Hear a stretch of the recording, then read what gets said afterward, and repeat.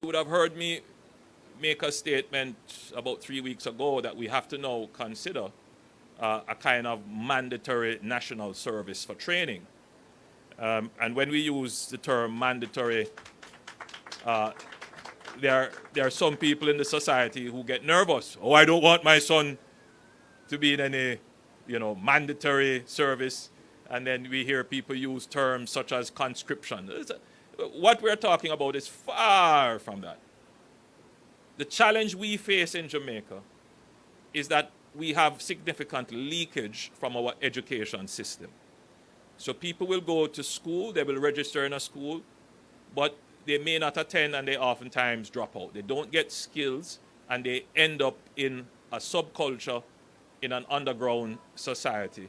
And many of them become captured by gangs and they end up in a life of crime and they end up in a part of our society which we don't know of, we don't see them, but we only see the effects.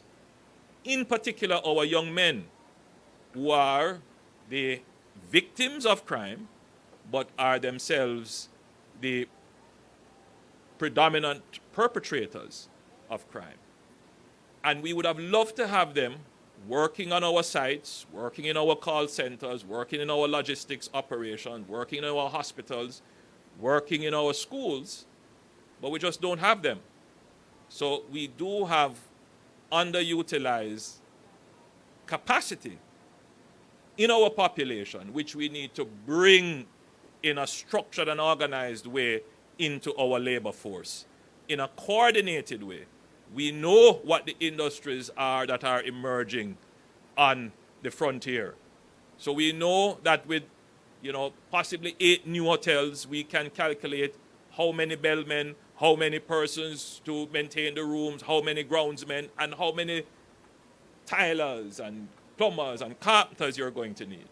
And so we have placed HEART on alert, that is our human resource training entity, that we are going to have to go and find these people, put them in a streamlined mechanism to get them trained and provide them very quickly. If we don't do that, then there can be no complaints if we have to import labor into the country.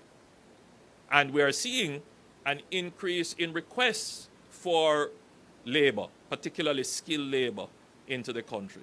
Now, put yourself in my shoe. I want the development. How am I going to get it done?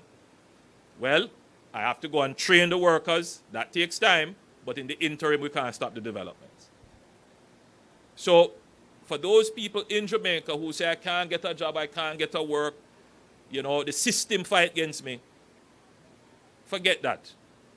We are now on the pathway to take off. Whenever you're seeing this happening in a country, it means now that you're on that runway, you're about to take off.